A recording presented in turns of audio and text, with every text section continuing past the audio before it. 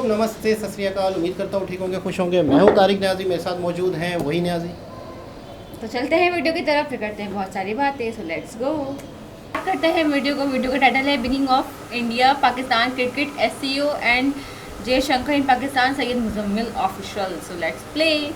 पिछले साल जब हिंदुस्तान में गोवा के अंदर एक एससीओ की ही वज़राए ख़ारजा की एक कॉन्फ्रेंस हुई थी, तो बिलावल भुट्टो साहब वहाँ पर 12 साल बाद as a Pakistani foreign minister गए थे। यानी कि कोई भी पाकिस्तान का इस लेवल का जो डिग्नेटरी है वो 12 साल बाद हिंदुस्तान का दौरा कर रहा था। इसी तरह इस साल भी एससीओ की कॉन्फ्रेंस पाकिस्तान में स्केजुअल्ड थी, यानी कि शंघाई कोऑपरेशन ऑर्गेनाइजेशन की। और पहले एक्सपेक्ट यही किया जा रहा था कि शायद भारत बहुत सी इवेंट्स का बॉयकॉट कर चुका है रिसेंटली पाकिस्तान में, तो इस बार भी ऐसा ही हो जाए, लेकिन हुआ नहीं।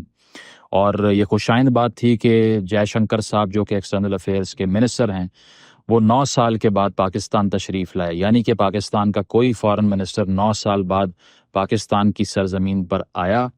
एससीओ का जो इजलास था, आपको मालूम है कि शंघाई कोऑपरेशन ऑर्गेनाइजेशन तकरीबन 9 फुल मेंबर्स पर मुनहसर है, जिसमें सेंट्रल एशियन स्टेट्स हैं, ईरान है, पाकिस्तान है, इंडिया है, रशिया और चाइना है। हम कह सकते हैं कि दुनिया भर में यूएनओ के बाद अगर कोई रीजनल ऑर्गेनाइजेशन इतनी बड़ी है जो कि दुनिया भर के 44% पॉपुलेशन को रिप्रेजेंट करती है, यानी कि 44% पॉपुलेशन इन कंट्रीज़ में रहती है। इसके अलावा परचेजिंग पावर की टर्म्स में 36% जीडीपी दुनिया का इन कंट्रीज़ में प्रोड्यूस किया जाता है। तो हम कह सकते हैं कि this is a massive region. और ये अलायंस भी अपनी तर्ज में सिर्फ एक ही है जो कि इतने बड़े लेवल पे ऑपरेट कर रही है। थोड़ा सा आपको इसका बैकग्राउंड बता दें इससे पहले कि जयशंकर साहब ने क्या कहा, क्रिकेट पर क्या बात हुई और पाकिस्तान और भारत की टॉक्स हुई या नहीं हुई, उस पर बात करें। तो सबसे पहली चीज़ तो ये है कि यूएस इन्फ्लुएंस जो है दुनिया में, जब वो बायपोलैरिटी के दुनिया से कोल्ड वॉर ख़त्म हुई और उसके बाद में यूनिलैटरल पावर बन के यूनाइटेड स्टेट्स इमर्ज किया, तो हमने ये देखा कि बहुत से रिजर्वेशंस थे, चीन को भी थे, रूस को भी थे। इसीलिए वो सीख कर रहे थे कि रीजनल कोऑपरेशन होनी चाहिए।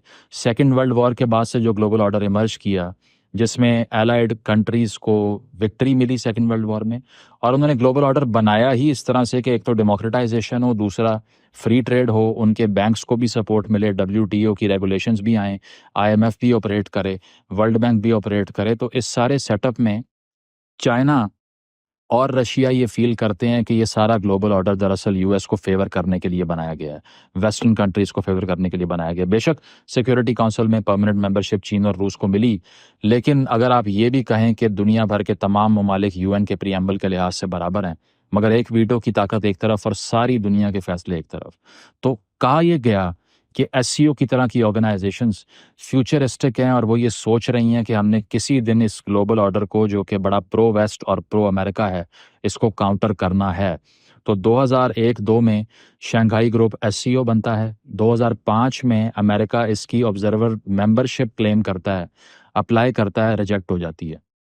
2005 के अंदर ही एससीओ की तरफ से ये कहा जाता है कि जितने एससीओ कंट्रीज़ हैं इस रीजन में, यूरेशियन रीजन में, यहाँ से यूएस फोर्सेस निकल जाएं। तो यूएस बड़ा हॉस्टिलिटी फील करता है कि ये अलायंस तो बनी हमारे खिलाफ रही है। इसके बाद जाके ये स्टेटमेंट भी ऑन रिकॉर्ड है कि यूरोपियन काउंसिल के मेंबर्स ये कहते हैं कि ये एंटी नेटो अलायंस है। उसकी वजह ये है कि रूस भी मिलिट्री डिज़ाइंस रखता है, दुनिया की दूसरी सबसे बड़ी फ़ौज है, और वो ये समझते हैं कि मिलिट्री कोऑपरेशन एससीओ का मेन फीचर होना चाहिए। जॉइंट ड्रिल्स भी होती हैं चीन और रशियन मिलिट्री की, और इसके साथ साथ ट्रेड कोऑपरेशन की भी बात होती है। पाकिस्तान ने भी इमरान खान साहब की हुकूमत के अंडर ये बात की थी कि डॉलर टर्म्स में ट्रेड करना बंद करना चाहिए, रीजनल करेंसीज़ में ट्रेड होनी चाहिए। तो आपको तो पता है कि दुनिया का सारा global financial order dollar terms में ही ऑपरेट करता है after the Bretton Woods system. तो वो भी यूएस एक थ्रेट फील करता है इससे। तो इसीलिए एससीओ को यूरेशिया की नेटो कह सकते हैं। बहुत से लोग ये बात करते हैं, बहुत से लोग इससे डिसएग्री भी करते हैं, बट ये उस लेवल तक जाती है या नहीं, ये वक्त बताएगा। इसके साथ साथ अगर बात की जाए यूएस रिस्पांस की, जो कि पाकिस्तान में ये कॉन्फ्रेंस हुई, तो मैथ्यू मिलर जो कि स्टेट डिपार्टमेंट के रिप्रेजेंटेटिव हैं, उन्होंने ये कहा कि अच्छी बात है, पाकिस्तान का राइट है कि वो किसी भी अलायंस का हिस्सा बने, लेकिन टेरिटोरियल सॉवरेनिटी को ब्रीच नहीं करना चाहिए। अब ये मज़ाका ख़ेज़ बात है कि यूएस ये कह रहा है कि टेरिटोरियल सॉवरेनिटी का ख्याल करना चाहिए, बट इस रिस्पॉन्स से आपको आइडिया होता है कि US is sceptic of the organisation. ठीक है, आगे चलें तो इस ऑर्गेनाइजेशन का जो ये जो इजलास था, इसमें हुआ क्या, अब इस पे बात कर लेते हैं।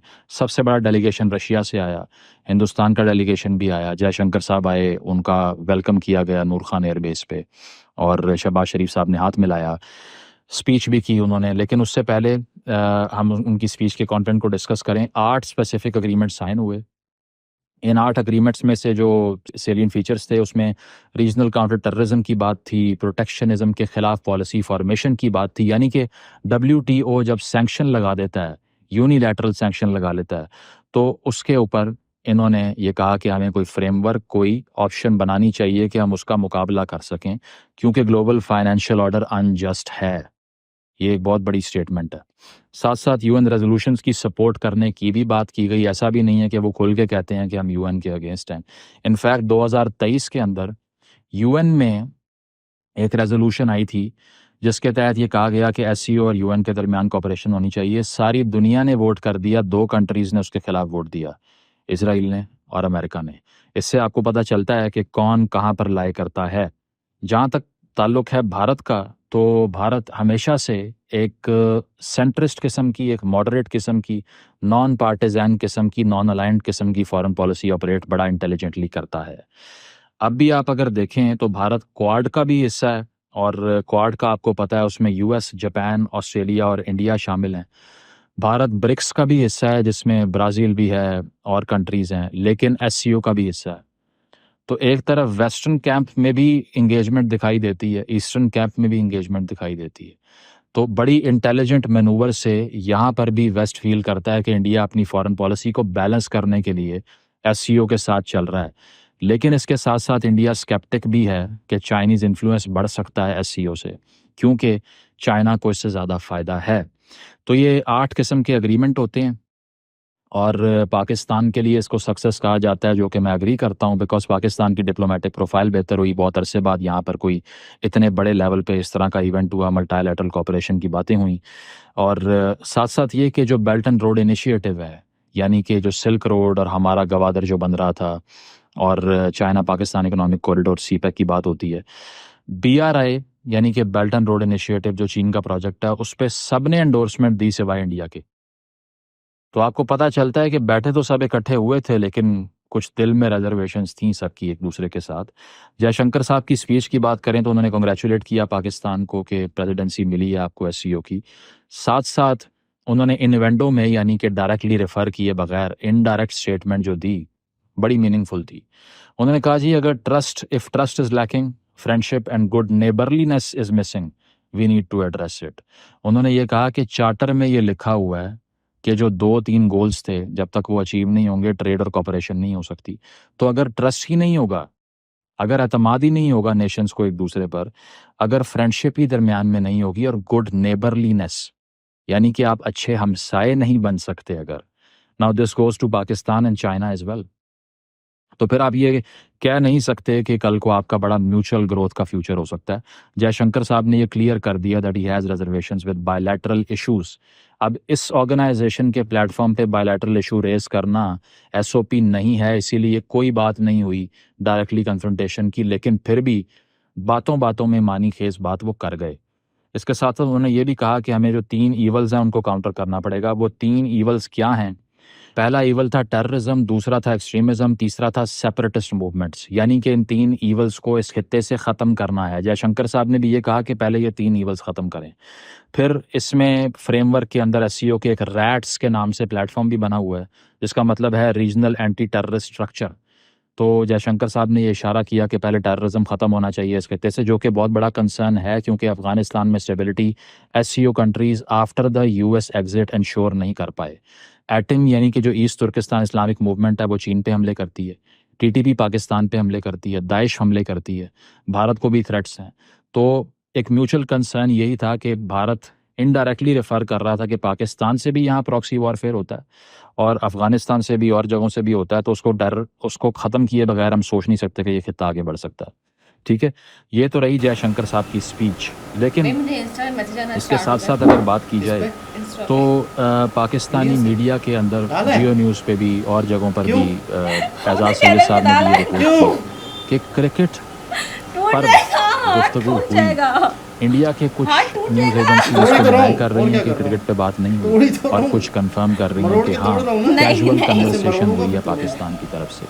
तो पाकिस्तान का क्यों डाला? रिस्पांस खासा इस बार वार्म था, जो कि मेरे क्यों लिए डाला? बहुत अच्छी खबर है, because I am sick of this क्यों डाला? कन्फ्रंटेशन कि हमने हाँ, मसरूफ 70-80 हो साल जाओगी। एक दूसरे से लड़ के काम नहीं गालियाँ करोगी? दे के गुजार ली हैं, हाँ? किसी को कोई इसका फ़ायदा मैसेज नहीं पढ़ हुआ। बड़े बड़े डिफेंस बजट रखे हुए हैं, अपनी वल्लाह सारी यार, रिसोर्स आपके को चक्कर में एग्जॉस्ट कर सीधा रहे करूंगा। हैं। गरीबों नाटक के दिया वहाँ बच्चों पे। को पढ़ाने पे पैसे लगाने की बजाय हमें ये करना पड़ रहा है कि हथियार be खरीदने हैं। serious. क्यों? क्योंकि राइवलरी है नेबर के साथ। अगर वो अगर वो खत्म ख़त्म होगी होगी तो तो हमारा फ़ायदा फ़ायदा होगा या भारत का होगा? हमारा हमारा ज़्यादा होगा।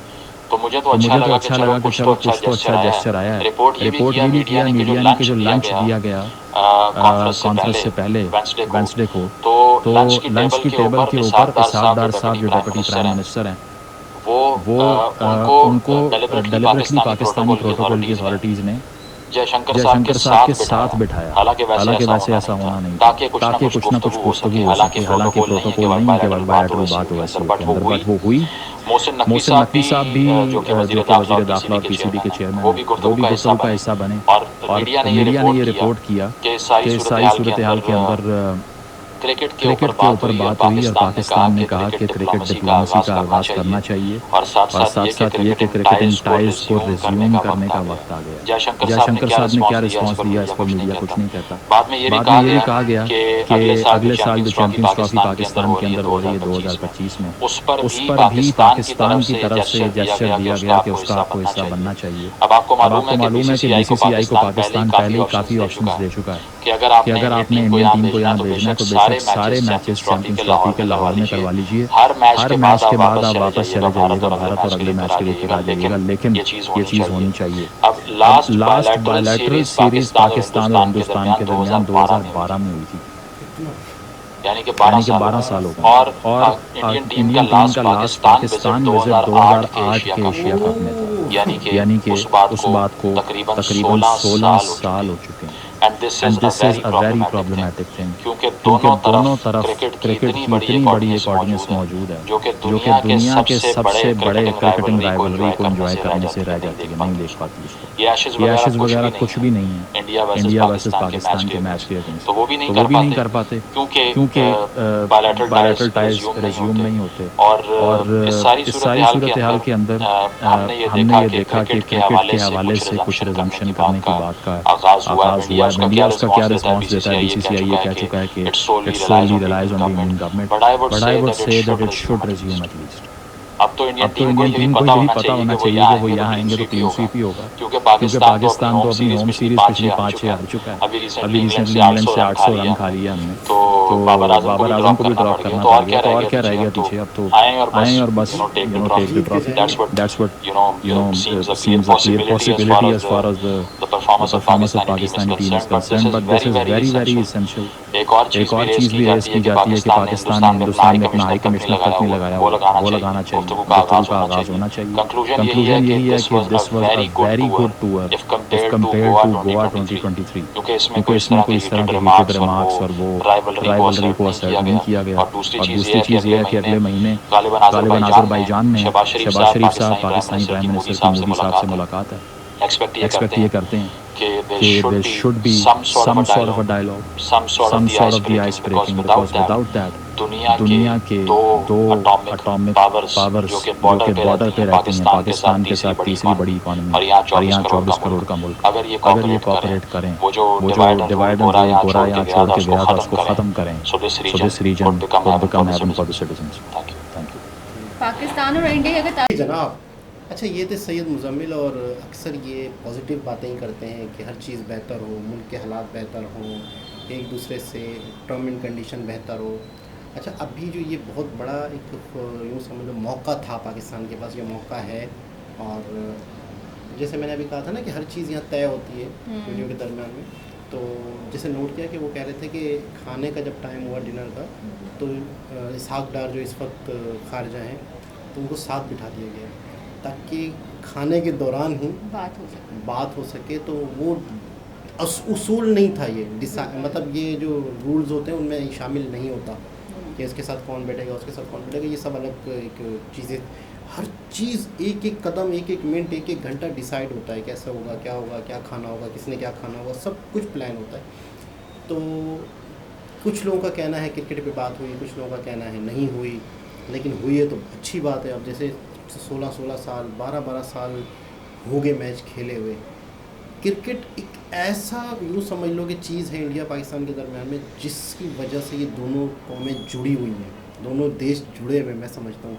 एक तो फिल्में भी हैं, ये वाला इशू भी होना चाहिए था, जैसे इंडियन फिल्में यहाँ लगनी चाहिए, इंडियन फिल्मों में पाकिस्तानी अदाकारों को शाम कितना खूबसूरत एक हुमायूं सईद फिल्म में आ रहा है इंडियन में, या पाकिस्तान में शाहरुख खान आ रहा है, मतलब क्या। लेकिन सबसे मेन चीज़ ये है कि यहाँ पर मसला, सबसे बड़ा मसला ये है जो एस जयशंकर जी ने भी कहा कि सारी बातें होंगी, सारी बातें हो सकती हैं। सबसे पहले हालात, टेररिज्म, एक्सट्रीमिज़म, डिवाइड, यानी कि एक होता है ना अलहदगी पसंद, यानी कि जैसे यहाँ पर सिंध में, बलूचिस्तान में, यानी कि इससे भी तो दहशतगर्दी होती है ना, इससे भी तो लोग अपने हक मांगते हैं, लोगों को उड़ा देते हैं, अपने आप को उड़ा देते हैं, और फ़र्क ही नहीं पड़ता उनको। तो लेकिन ये है कि मुझे अभी तक जो इनकी बातों से मुझे ऐसा लग रहा है कि शायद कहीं ना कोई पाकिस्तान ने बेनिफिट उठाने की कोशिश की हो, इन फ्यूचर उसके मामलात हालात दिखें। लेकिन कम से कम कुछ काफ़ी अरसे बाद पूरी दुनिया के मीडिया की नज़रें थोड़ी बहुत पॉजिटिव पाकिस्तान पे तो पड़ी कि पाकिस्तान में एक SCO कॉन्फ्रेंस हो रही है, यहाँ पे दुनिया बहुत के बड़ी लोग, बात है तो ये भी एक पाकिस्तान के लिए पॉजिटिव ही है। लेकिन ये जो गवर्नमेंट है इस वक्त, मैं इसको थोड़ा बेहतर ये कहूँगा, इस वक्त जो गवर्नमेंट है, देखिए बहुत सारी चीज़ें, मैं आपको पता हूँ इमरान खान की बहुत से यंग लड़कियाँ लड़के फ़ैन हैं, लेकिन बड़े बड़े लोगों के मैंने इंटरव्यू सुने, शब्बर जैदी हैं और बहुत सारे लोग हैं, उन्होंने कहा है कि इमरान खान को सियासत नहीं आती, वो बेईमान नहीं है, सियासत के बंदे नहीं हैं, वो क्रिकेटर है ना। नहीं, मतलब सियासत को बड़ा डिप्लोमेट तरीके से चलना पड़ता है, कभी क्या करना है, कब कॉम्प्रोमाइज़ करना है, कब नहीं करना। बोला वो शख्स यूँ समझ लें कि आज इसीलिए जेल में है कि उसे पता ही नहीं कि मैं क्या करूं क्या ना करूं, दूसरों की बातों में आ जाना, दूसरों की। हाँ, एक चीज़ बहुत से लोग इनके बारे में कहते हैं, शदीद ओवर कॉन्फिडेंस हो गए थे, यानी पूरा मुल्क इनके साथ है तब भी वो जेल में है। तो आप अंदाज़ा लगाओ कि इस मुल्क में कैसे चलना चाहिए था इन्हें। थोड़ा सा बात को समझ रही हैं, इन्होंने ये सोचा इमरान खान ने, पूरी दुनिया मेरे साथ है, पूरा मुल्क एक आवाज़ पे बाहर है, सच था, लेकिन वो जेल में है। अब हैरत हो रही है थोड़ी सी इस बात पे आपको कि यार ये कैसे पॉसिबल है। तो इस मुल्क में यही पॉसिबल है, इस मुल्क में उसी हिसाब से चल के मुल्क को बेहतरी की तरफ लेके जाते। मतलब ये जो हमारे जो वो है कि कहते प्राइम मिनिस्टर हैं और जो शहबाज शरीफ, हाँ, ये लोग हैं, तो ये लोग चालाकियाँ दिखाते हैं ना, जो भी समझ लो उसको कोई भी चलते हैं। अल्फाज समझ लो कि इसमें आपको डिप्लोमेट तरीके से चलना पड़ता है। सियासत में कोई भी चीज़ फुल एंड फाइनल नहीं होती, कभी आपने क्या फ़ैसला किया तो फिर उसके बाद दूसरा फ़ैसला किया, हालात को देखते हुए, तो आपको बड़ा ही कॉम्प्रोमाइज़ भी करना पड़ता है कहीं अपनी। अब आप कहो यार मैं ज़िद पूरी करूँगा, मैं अपनी ज़िद पूरी करूँगा, मेरी ज़िद ये है, मुझे ये शख्स नहीं पसंद, नहीं भाई तुझे नहीं पसंद, लेकिन ये इस वक्त ज़रूरत है, इसको रखना ज़रूरी है, हमारे हालात इसी तरह बेहतर रहेंगे, ये होना ज़रूरी है। अब जैसे कहीं कॉम्प्रोमाइज़ करना पड़ता कहीं, है। अब मुल्क को छोड़ दो, एक कंपनी छोटी सी ले लो, आप उसमें अपनी ज़िदें मनवाओगे, बेशक आप उस कंपनी के बेहतरीन एम्प्लॉय हो, आप उसमें ज़िदें मनाओगे कि मुझे ये पियोन नहीं चाहिए, मुझे ये नहीं चाहिए, आपको ही निकाल दिया तो जाएगा। कल को आप भी को आउट कर दिया जाएगा कि यार आप तो ज़िद्दी हो, आप तो यूँ हो। तो खैर इमरान खान वाला टॉपिक नहीं था, तो शहबाज शरीफ वाला मामला और ये नवाज़ शरीफ मामला जो है ये काफ़ी पॉजिटिव है इंडिया के साथ ताल्लुकात में। लेकिन अब इंडिया को ज़रूरत नहीं है पाकिस्तान के साथ ताल्लुकात अच्छे करने के लिए, मतलब वो अब हम अगर चाहें भी सही तो शायद उस तरफ से इतना पॉजिटिव जब तक हालात बेहतर नहीं हो। तो दोबारा और इसके अलावा शहबाज शरीफ का तो उसका वो भी तो है मीटिंग, शहबाज शरीफ के साथ, हाँ वो अजरबैजान में मीटिंग है आइंदा वक्त में, तो उसमें भी देखते हैं क्या उम्मीदें निकलती हैं, क्या हालात बेहतर होते हैं, कुछ अच्छा ही हो जाए, बेहतर ही हो जाए। पाकिस्तान में तो बहुत बड़ी बात है, अगर नहीं हो तो ऐसे ही रह लेंगे, मसला ही नहीं है, फिर जीना तो है ना। नहीं तो हम तो दुबई चले जाएंगे ना, दोबारा किसी और के साथ हम दुबई चले जाएंगे, जाएंगे। जब तक के लिए ख्याल रखें, बाय बाय।